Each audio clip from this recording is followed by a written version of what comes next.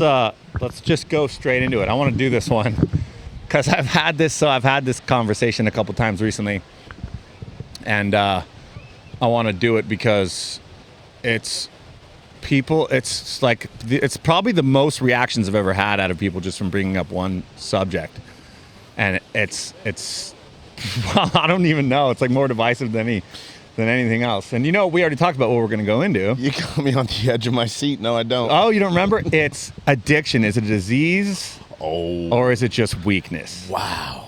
And every time I have a conversation with people, they fucking lose their minds on this. They lose it. People do not want to even talk about this. People start crying. I talked with my chick friend, and we were in a little group of people, and it was her and her wife and a couple other people. And her and her wife ended up getting in a fight. One of the girls starts crying. Like, all fucking hell breaks loose. Like, I thought they were going to get divorced, bro. Like, the shit hit the fan. And people this one is like, I don't know why. Maybe because people have family members that have had addiction. Maybe because they themselves have addiction. Maybe because they don't want to admit they're weak. But this one fucking gets to people. Well, that's just it, right? Everybody's real close to it. Like, let's take something else, like cancer, right? Everyone's real close to cancer, right? Yeah. You can blame something. But cancer's an actual disease. No, right. But you can blame it, right? God damn it, cancer. Yeah. Yeah. Yeah.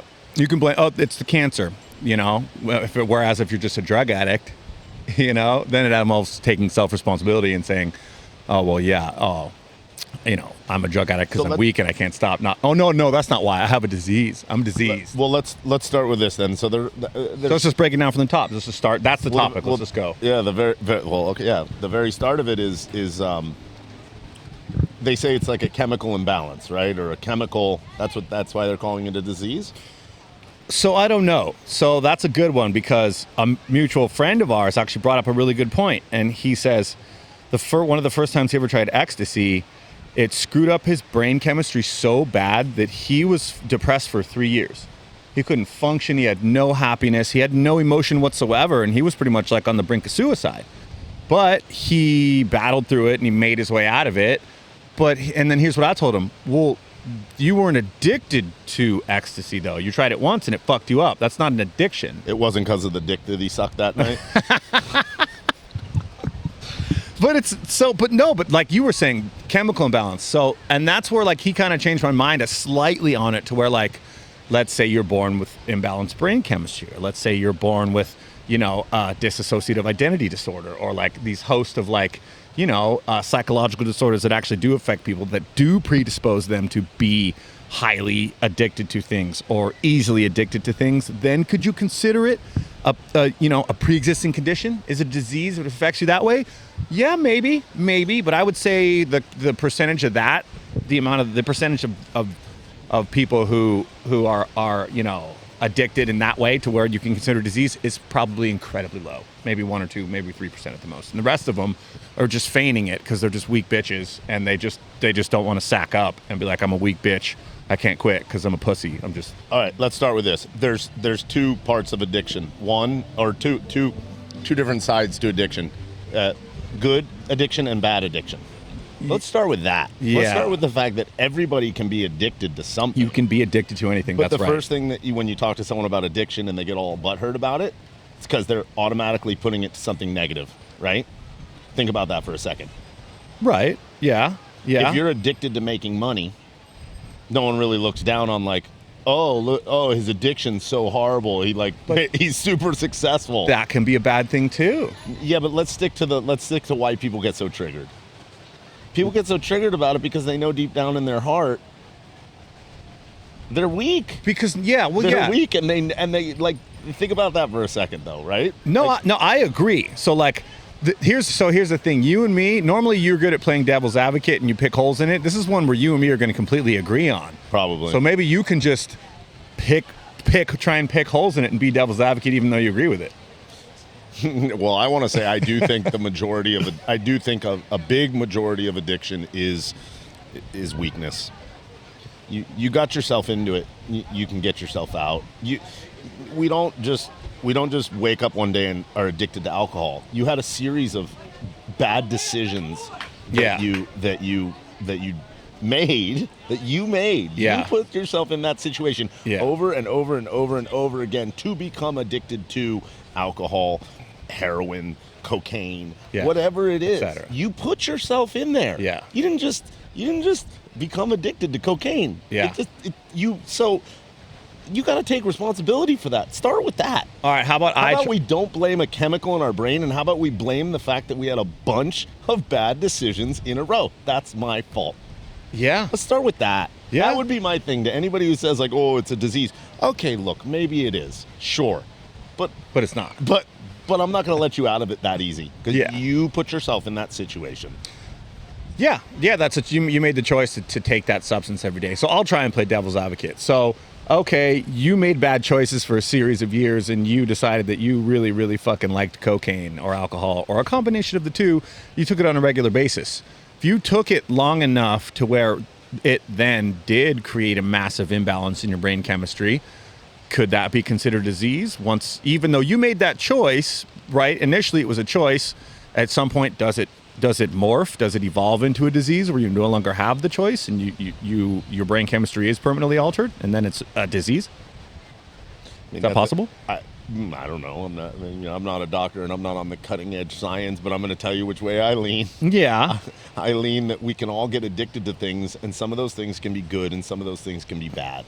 So people generally only take the negative side when it's a bad, like we just said, drugs and alcohol. But you don't get a whole lot of crap when you're addicted to working out. Oh my God, look at this guy. He's got a six-pack and this, that. Yeah. He's addicted. He's addicted to the gym. He's addicted to running every day. But like the money thing you talked about, right? There's a lot of people who are workaholics who are addicted to making money or addicted to work. They have some of the most fucked up children on the planet. They're never there for their kids. They're always gone. They're always working. And that's a bad thing, bro. They end up with horribly fucked up children. Well, of course. That's a bad addiction. Yeah. Being too addicted to making money is a bad thing, too. I guess my point is that we can all get addicted to something.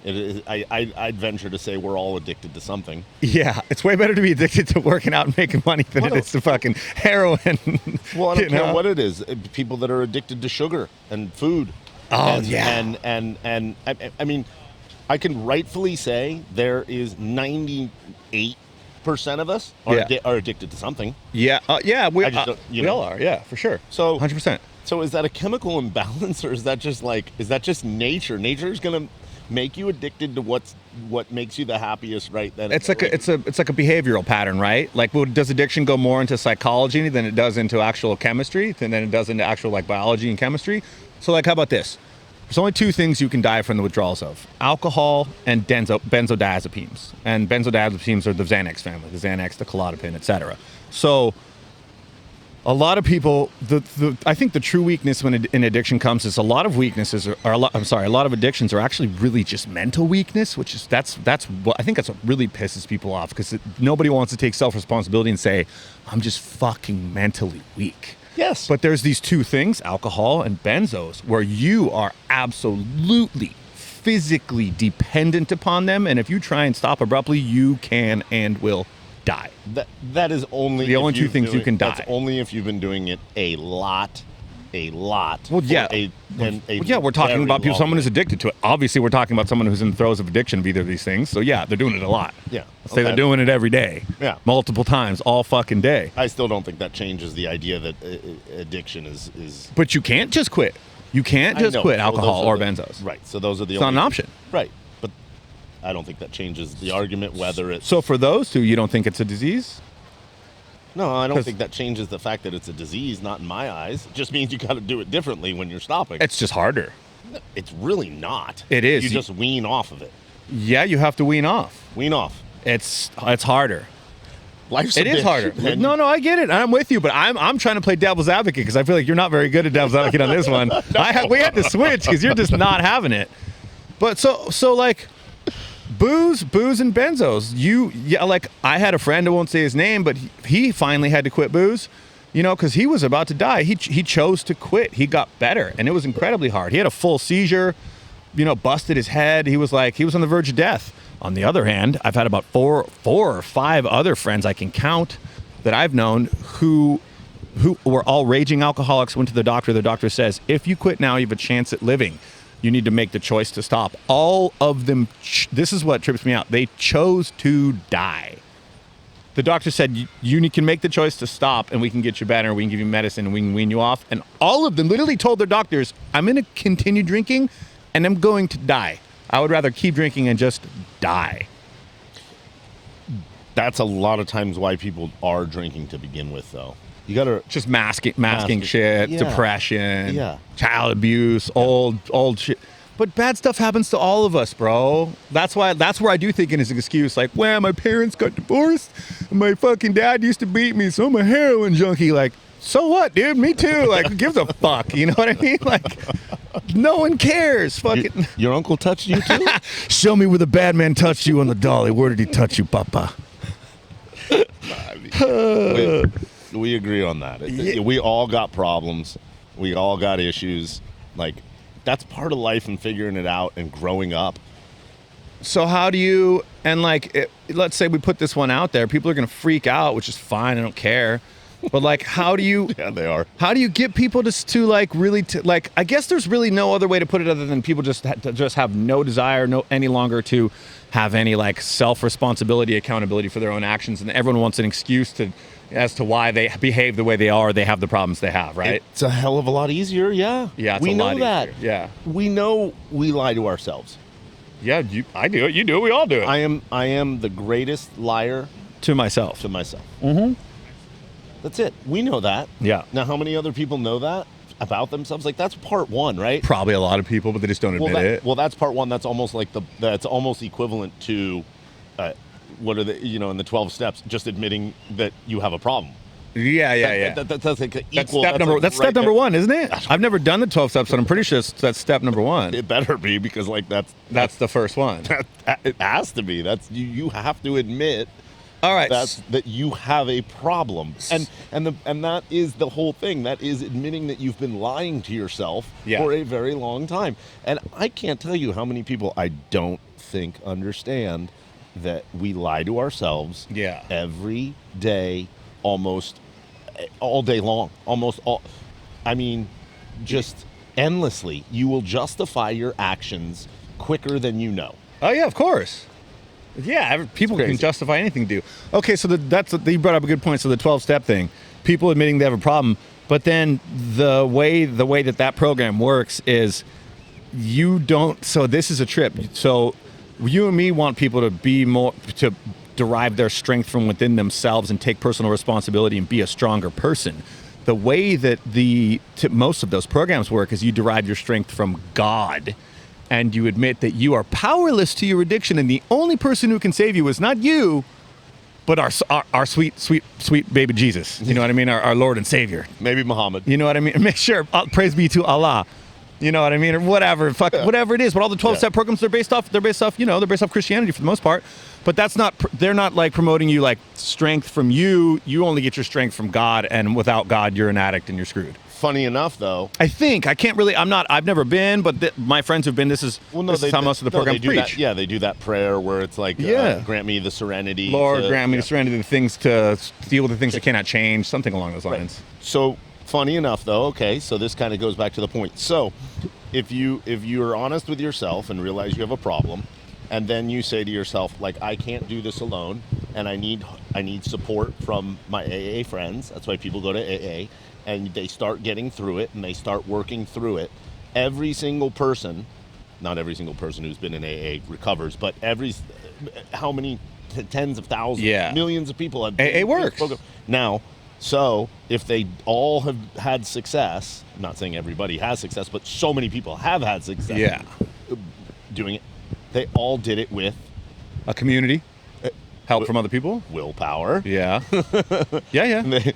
So it's proven that you can get out of it. But who gave them the willpower? God, right? But in those programs? It doesn't matter. What I'm trying to say is it didn't take a pill.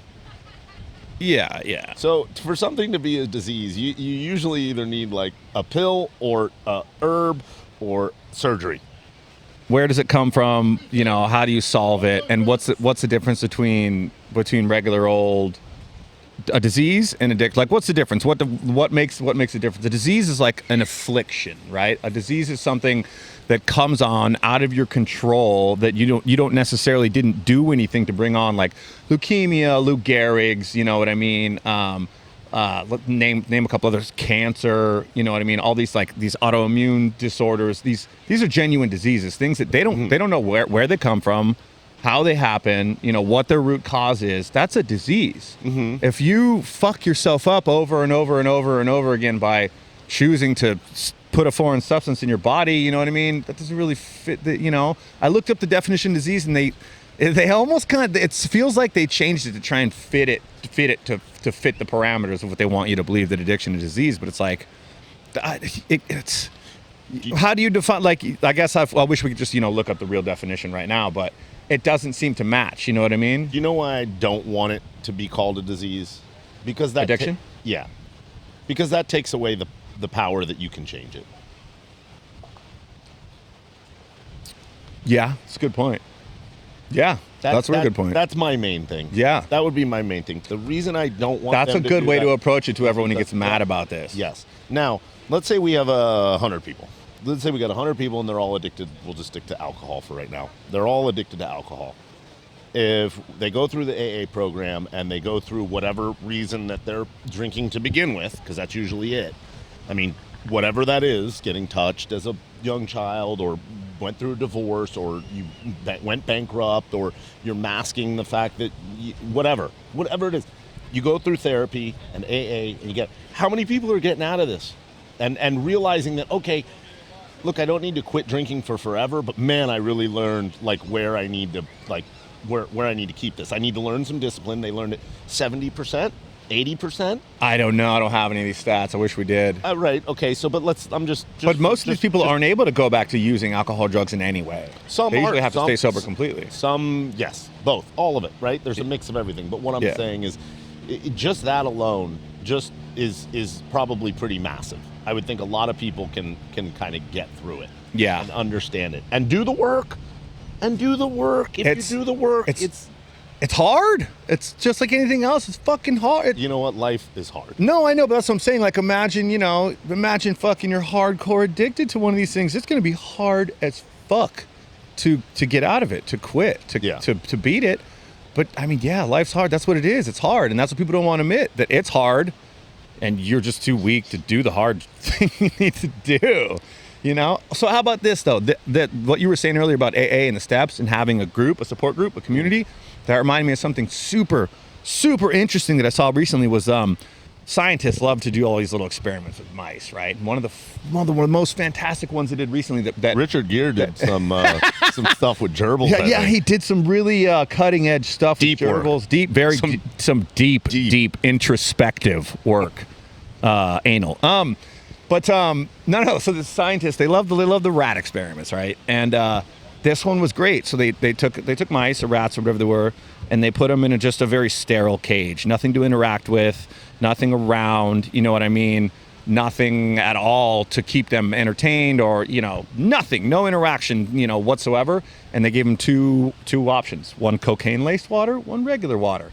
They predominantly chose the cocaine-laced water over and over again until a lot of them overdosed and died. Yep. Right? Then they made mouse heaven. Yep. They put them in another environment, and they gave them wheels and all kinds of distractions and toys and things to climb in a very interactive and beneficial environment with other mice and all this. Almost none of them chose the cocaine water. Almost, I think maybe none of them. I'm probably quoting this wrong, but this is a real study. You can look this up.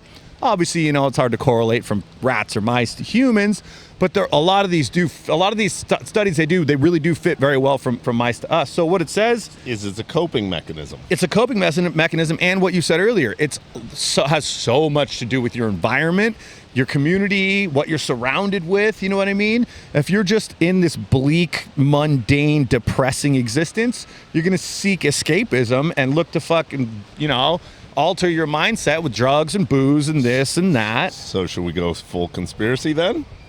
Why would they want to call it a disease? Go ahead, break it out. Let's go. You go first. You want to call it a disease because you want to keep everybody right exactly where they are. Mm-hmm. You can't. It's a disease. There's nothing you can do about it. You're screwed. You cannot quit. Yeah. You are powerless. As opposed to, no, be strong, take self-responsibility, take accountability, become a better human. But if you're drunk and on drugs and fucked up and kind of just retarded in general, then you're easily swayed, you're easily controlled, you're dependent upon many programs and this, that, or the other, yeah. Dependent upon the government, Yeah. dependent upon big pharma, Very dependent upon dependent.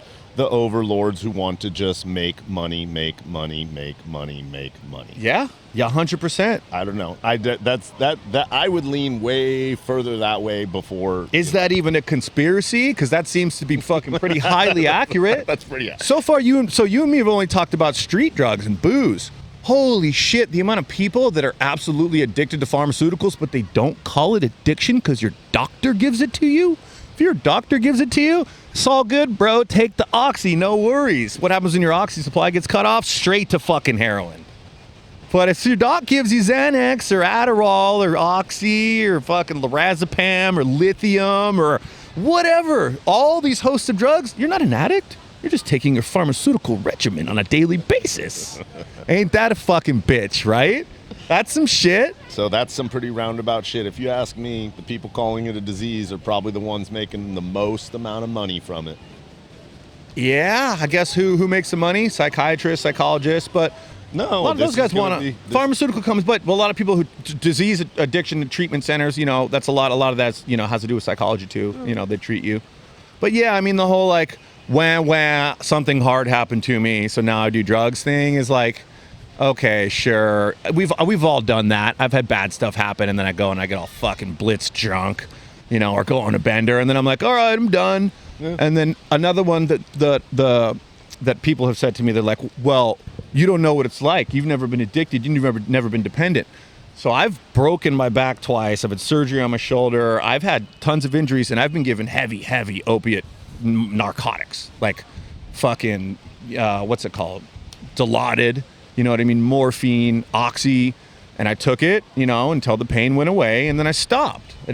A lot of people who become hooked in this stuff, they go, like, I had surgery and they gave me these pills and then it's the doctor's fault and now I'm dependent because they gave me It's like, no, dude, you just fucking didn't want to quit. Yeah, because they're fun. Yeah, because you just get high. You're like, oh, I'm high, I feel good.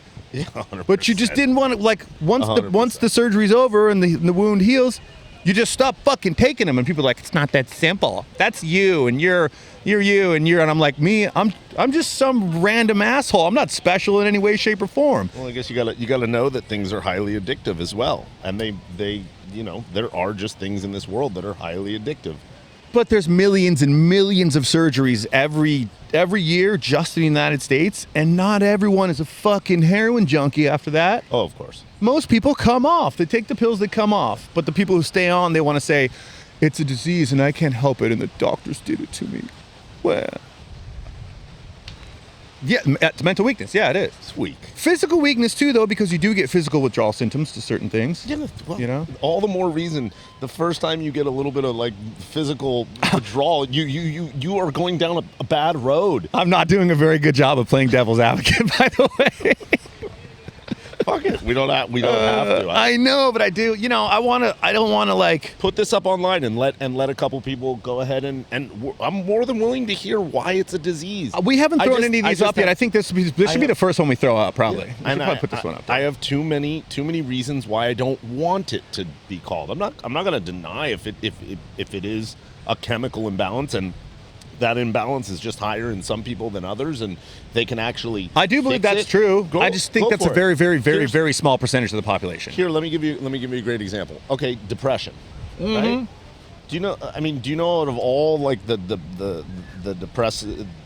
depression medications they can give you, most of them don't work anywhere nearly as good as just working out. Yes, they're starting to. They just are starting to find that out. What? Go outside, get some sun, work out, eat good food. Hold on. They're just starting to find Why that they, out? you know what I mean? Like, the studies are just starting to come out. Humanity's known that since fucking the dawn of time. That's what I'm trying to say. Eat some good food, go get some sun, go fucking work out. That's what I'm trying to say. But guess what? That's not easy. That takes dedication. That takes willpower. That takes all the things that fucking, takes some strength. That's my point, though. Yeah, no, you're right. They called depression a disease. Yeah. which is just, it's a cop-out. It's such a cop-out. It's such a cop-out. And look who's making boatloads of money. And it's funny because I'm the one who always is Mr. Conspiracy, but you fucking said it before I did, and Well, that's an easy one. it's dead on true. But I don't even want to use the word conspiracy anymore because, like, bro, how many, over the past 5 years, these things aren't conspiracies anymore. They all came true. They all came to be fucking to full fruition. Well, that one, follow the money, right? Yeah, 100%. Let's use that adage rather than use that adage. Follow the money. Follow the money. Follow the money. It's the easiest thing in the Well, world. that's the simplest. We don't even need to. Who promotes buying real estate more than anyone else? Realtors. Yeah. Right? Right. Right? That's right. And people who own real estate because it just makes theirs more money. Yeah. Now take that analogy. Who promotes Bitcoin more than anyone else? People who own a lot of Bitcoin. Yeah. Because it'll make their Bitcoin worth more money. Yep. It's so easy. Yeah. Just follow the money on that one. It's not a huge leap. I see addiction as like, yeah, sure. Maybe a very small percentage of people, very small, Have a chemical imbalance. have a chemical imbalance where And then it is a where maybe some is sort a of disease. drug might help. Yeah. But all I'm saying is fine. But can we try all the ones first? Like it's your fault. Let's start with that one. Let's start with you have a problem. We're never supposed to It's do your that fault. anymore. Yeah, but Fat people aren't fat because they overeat and don't exercise. Exactly. It's not their fault. no. Nothing is. So I guess let's get down deeper into the root of the problem. Nothing is anyone's fault anymore. No. There is no such thing as personal responsibility. Nope. You're not weak. You're not mentally ill. You don't have any. It's just you can't help it. It's just societal, and it's this and it's that. And oh, poor you. Here, we'll Life's help you. hard. Life's hard. Life's hard. Life's hard. Life's the hard. easiest it's ever fucking been in the history of life. Ever. Ever. Am I fighting fucking other fanged animals just to score food? No, dude. I sure as hell don't eat Taco Bell, but I do go to the store and just grab something to eat. Life's not fucking hard. Some shit is hard, though. Some shit's hard. People go through rough, fucked up things that affect them for the rest of their lives. And there is some people who live terrible, horrible. You and me have lived a very... I don't want to sound like a chick influencer and say blessed. We've lived very easy lives compared to a large portion of the rest of the world. Oh my God. There's people who've grown up in like the most horrible, abusive, disturbing, fucked up circumstances you can think of. Horrible. And maybe in cases like that, like you grew up in foster homes where you were just passed around and beaten and fucked up and all these horrible things happen to you. Sure, man. Okay, I got some empathy for you for your addiction to substances, right? You know what I mean? Like that's a tough one. My guess is you can still go in and get the therapy and get the help and do the work. And, But you can. So I'm not. But you're right. And I do not want to take anything away from them. And I will agree with you. We both have had it really easy. Yeah. Really easy. Oh yeah. In the scheme of things, and throughout the world. But that's looking at it from that's me saying my life is easy. I've had super fucked up shit happen to me, of course. But the older you get and the more you like meet more people and talk openly with people, everyone has. No one's had a perfect life. So Everybody's had fucked up stuff happen to them. No, actually, here's a very good point. I heard, I don't know where I heard it, somewhere on the internet, probably at some point years ago, and it was talking about people's different problems and like something terrible that happens to you and something terrible that happens to me, right? And like, let's say you lose your dad or you lose your job or whatever it is, and you're just like, oh, like he just doesn't know. He has no idea what that's like. And you're right. But the hardest thing that's ever happened to you is still the hardest thing that's ever happened to you. Yeah. So the person that has gone through maybe, lost a child. Let's go right there. Yeah. Lost a child, lost a spouse. Yeah. Some of the worst of the worst. Yeah. Versus the person that's only like, what, gotten in a fender bender or something. Yeah. It's still to them The worst thing that's happened. That's the worst thing that's ever happened to them. Whereas you maybe have been through something worse on some weird scale of fucked up. Yeah. But it's still the worst thing that's ever happened. So it's all relative, right? It's all perspective. It's all relative. Exactly, and that just what brings you back to, Yeah. We all have bad shit, and it's only as bad as we know because you've never had worse. Yeah. Like, and you know, I mean, I guess you could tell this to a lot of like younger kids, younger generations, high schools and college kids. Like, hey, man, life's never going to get easier. Life's only going to get harder in every way, shape, and form. It's never going to get easier. So Life definitely doesn't get easier. no, it doesn't. And when you're a kid, and you have no responsibilities, and you're just cruising. Life's pretty fucking good, dude. So don't shelter your child. Don't shelter. Let them get out there. Let them get kicked in the nuts, dick in the dirt, whatever. Yeah. Get ready. Yeah. Because all you can do is just Which get is the better. opposite of what we're doing now. We're sissifying everyone. Of course. But all you can do is get better at how you handle things. Yeah. That is what will equip you to handle what's coming, and what's coming, it will always be worse. And I guess I bring it all the way up to, like, again, what are some of the worst things you lose a child? Yeah. Like, I mean, you better be able to handle, and I couldn't imagine handling that. Or That'd be just war. War has got to be one, man. Imagine the guys who went to war and just watching your best friend's head get exploded right next to you, and just so much violence. Like, war brings out the worst in humanity. Imagine these guys who come back from war, the way they feel, what they have to deal with, you know? And a lot of those guys that's why a lot of those guys are drug addicts and alcoholics too, the old name bets and shit. 100%. You know? But it was something, and they're masking that. Yeah. And it's not a disease, just to tie this back. PTSD? Is PTSD no, a disease? No. I'm talking alcoholism or So how about this, though? The alcoholism is not the disease. What if the PTSD is the disease and the alcoholism is the cure to it? PTSD is a real Do you own a thing. pharmaceutical company?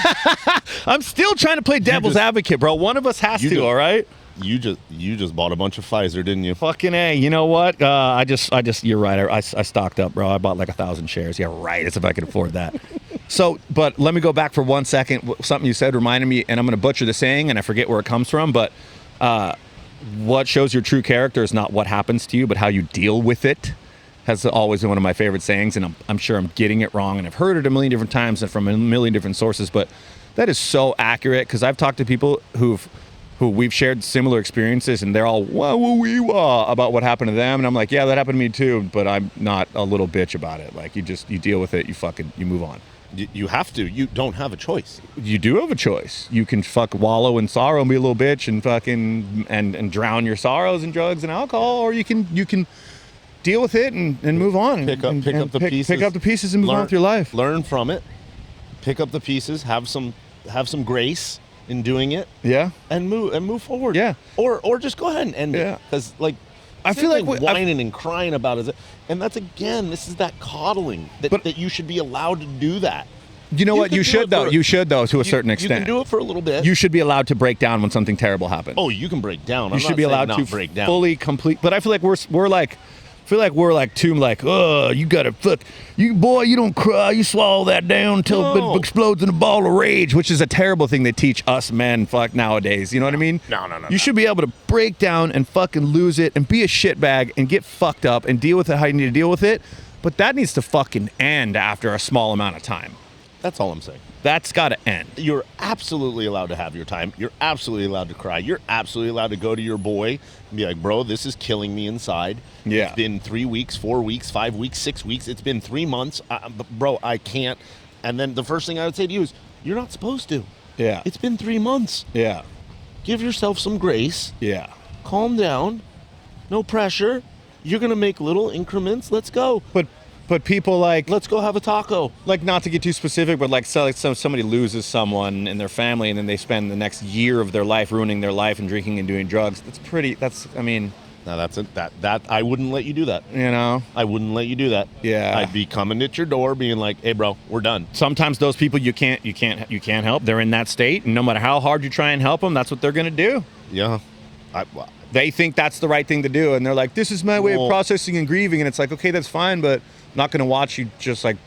No, that's not the way. That's not That's your way. That's their way of processing and grieving.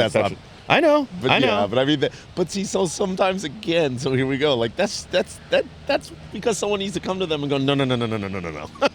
I have gone to those people and gone, no, and they just freak out. You want to process and grieve? That's fine. I will do that with you every day here at 5 o'clock, and we can talk through everything. Yeah. But we are not doing drugs. We're not going to do. Yeah, we're not going to get blacked out and do drugs. That's not how you process things. Come on. Maybe for a minute. Tell me you've never had something real bad happen, and then you get fucking plastered, hammered, drunk. For a minute. For a minute. Fine.